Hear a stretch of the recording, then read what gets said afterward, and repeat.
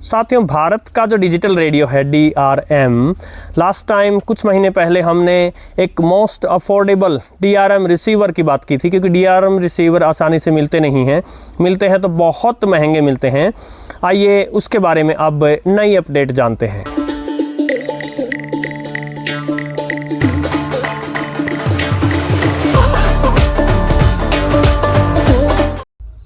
साथियों नमस्कार। DRM radio, digital radio मोंडियाल, यदि आप नहीं समझते हैं तो इसका लिंक डिस्क्रिप्शन में दे दूंगा मेरे वीडियो का, जो भारत का पहला बहुत ही डिटेल में समझाने वाला वीडियो था कि असल में DRM होता क्या है। तो हम जो short wave, medium wave, FM, जो हम अपना ट्रेडिशनल रेडियो सुनते हैं, ये एनालॉग रेडियो होता है। DRM रेडियो डिजिटल है। डिजिटल रेडियो के कई प्रकार हैं, जैसे कि यूरोप के कई देशों में DAB है या US में HT रेडियो है। भारत ने अन्य कई दूसरे देशों की तरह DRM को चुना, लेकिन समस्या ये रही साथियों कि ये टेक्नोलॉजी बहुत लेट आई। तब तक रेडियो जो है वही बहुत कम प्रचलन में रह गया था। तो ऐसे में टेक्नोलॉजी को मास प्रोडक्शन का साथ नहीं मिला, तो टेक्नोलॉजी कभी सस्ती नहीं हो पाई। तो DRM जो रिसीवर्स हैं, यदि आप अच्छे रिसीवर मंगवाते हैं तो 50,000, 60,000 और वो भी मिल जाएँ तो, अन्यथा मिलते ही नहीं, जबकि भारत में DRM के स्टेशंस हैं। तो ऐसे में कनाडा का एक रेडियो का, खासकर शॉर्ट वेव स्पेशलिस्ट, एक यूट्यूब चैनल है, ऑफिशियल SWL चैनल, तो उन्होंने अनाउंस किया था कि सोलर ग्रूव नाम की एक US कंपनी, जो कि फ्लोरिडा स्टेट में है, जैक्सनविल सिटी में, उन्होंने ये अनाउंस किया है कि वो अपने जो भारत में उनके पार्टनर्स हैं बेंगलोर में, उनकी सहायता से और एक अफोर्डेबल DRM बनाने जा रही है। ये कंपनी सोलर पावर्ड डिवाइसेस में काम करती है और यदि उनकी वेबसाइट को माने तो बहुत सारे सोलर पावर्ड डिवाइसेस वो बेच चुके हैं। कुछ एक उनकी वेबसाइट पे परचेज़ के लिए भी अवेलेबल रहते हैं। उन्होंने वहाँ N88 नाम के अपने आने वाले अफोर्डेबल DRM रिसीवर का प्रोडक्ट कैटलॉग भी लगा रखा है।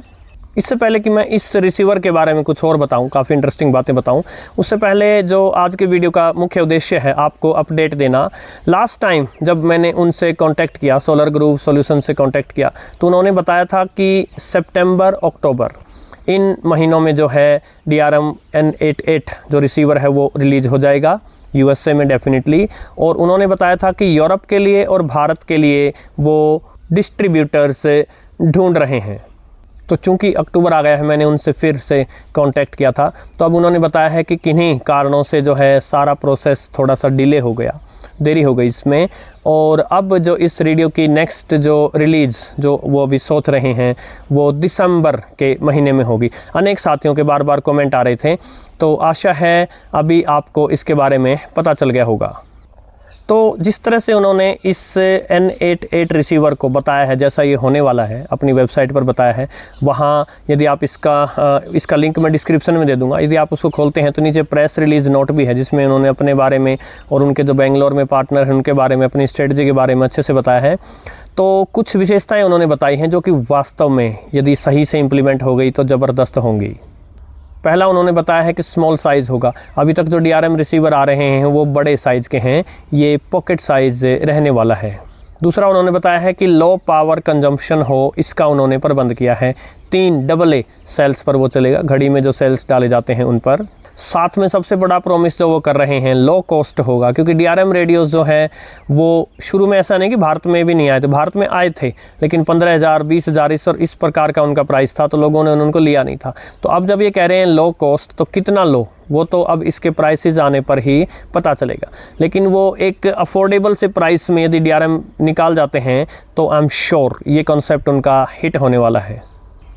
साथ में उन्होंने प्रॉमिस किया है कि एंड्रॉयड फ़ोन पर जो है एक स्पेशल ऐप प्रोवाइड करवाएंगे वो, जिससे ये कनेक्ट हो जाएगा। तो उसमें आप बहुत सारी सेटिंग्स जो इसकी वहाँ आप चूज़ कर पाएंगे। DRM जिसके बारे में अनेक लोग अनभिज्ञ हैं, देखिए DRM और एनालॉग रेडियो में केवल इतना ही अंतर है। DRM में डिजिटल सिग्नल आता है, एनालॉग रेडियो में एनालॉग सिग्नल आता है, चाहे वो DSP चिप पर ही क्यों ना चलता हो। DSP जो चिप है, डिजिटल सिग्नल प्रोसेसिंग चिप, वो पीछे से जो एनालॉग सिग्नल आया है उसको डिजिटल में कन्वर्ट करके फिर प्रोसेसिंग करती है। लेकिन DRM का जो डिजिटल सिग्नल होगा वो पहले से ही डिजिटल सिग्नल होगा, एनालॉग रेडियो से नहीं पकड़ सकता।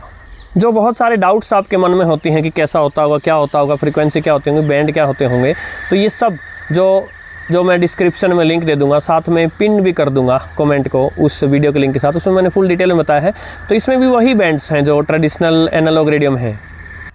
DRM में भी FM बैंड है। भारत FM पर ट्रेडिशनल एनालॉग के साथ रहेगा, FM पर DRM नहीं लाने वाला है भारत। साथ में मीडियम और शॉर्ट वेव बैंड्स भी हैं। भारत में अनेक स्टेशंस जो हैं मीडियम वेव बैंड पर DRM के अपने प्रसारण कर रहे हैं।